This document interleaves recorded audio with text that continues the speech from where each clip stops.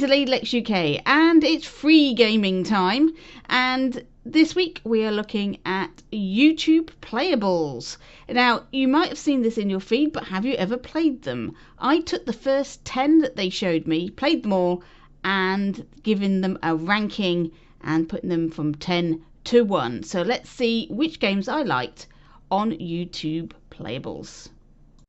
At number 10, I've got Fashion Battle. This is listed as Brain and Puzzle. In this game, you have to dress a model who's walking down the catwalk in the theme of the catwalk show, and you put shoes and clothes and hairstyles and things on this model as they're walking down and try and pick the best thing from the selection they give you.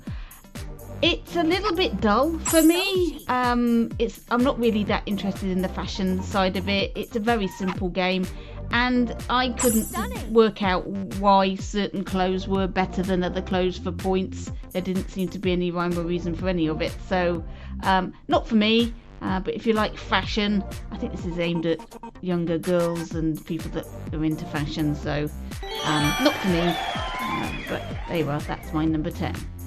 At number 9, we have Thief Puzzle, another brain and puzzle game. In this game, you play as a thief with a big, long, stretchy arm where you have to steal things from various people, and little animation plays with some stick figures. It's cute, I guess, but morally dubious and a little bit samey. You just stretch your arm out, try not to touch other things, and grab the parcel or the dog or the ball or whatever it is that they're asking you to steal. It's sort of cute, but not particularly taxing. At 8, we've got Supreme Duelist. This is listed as an action game. It's a duel between two stick figures with various weapons, sort of ragdoll-ish. You don't really have that much control over your character or the weapon or anything really. I've got it this high only because the previous games didn't appeal to me as much. This would have been good, but I just felt that you didn't have enough control to actually enjoy this to its fullest. And the animation and the backgrounds and everything were incredibly simplistic. So that's why I put it at number 8. At 7, we've got Tall Man Run. This is listed as an action game. It's a type of platformer. You run through various obstacles, getting as many points and making yourself as tall as possible. And then when you get to the end of the level, you have a bonus round where you have to go through barriers and get as far as you possibly can depending on how tall you are. And it's sort of slightly addictive. It's a very simple game. It isn't very taxing at all, but it makes you want to keep going and see how many bonuses that you can actually get. So that's at number 7. At number 6, we've got Colour Water Sort 3D, a brain and puzzle game. In this game, you have to sort out the coloured layers into their individual colours by pouring from test tube to test tube. It's a very simple game, and the puzzles at the beginning are quite easy, and then it gets progressively harder. Once it gets to the more challenging puzzles, I think you'll enjoy it more. I played this for quite a while, and once it got into the harder puzzles, I found that quite an interesting challenge, and I like this sort of game as a sort of casual game. I don't think I'll be playing it for hours on end though, hence it's at number 6. At number 5, we have a racing game. This is Race Master 3D. In this game, you are racing a third-person view car with computer-generated opponents through a series of bright neon platforms and tubes like a roller coaster, and trying to avoid various obstacles that are in your way. It's a fun game. It's easy to control, though controlling a car with a mouse does limit you somewhat, but it's bright, it's fast, and playing AI opponents is fun. It's better than doing a time trial, so I put this at number 5. At number 4, we have a sim game. This is Decor Life, home design game, and and in it you have to redecorate a derelict house, remove all the rubbish, put in wallpaper, flooring and your own furniture, and then open boxes and put in all your stuff.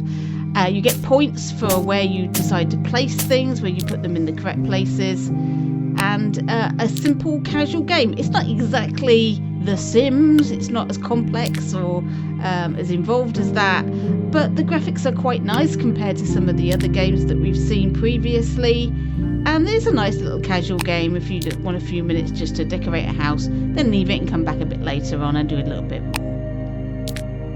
At number 3 we have Tower Crash 3D, listed as action. It's an arcade puzzler. Yay! Where you throw a coloured ball at coloured bricks and try to bring a brick tower down. It's very similar to the game Boom Blocks by Steven Spielberg, made in 2008, and for that reason I quite like this one.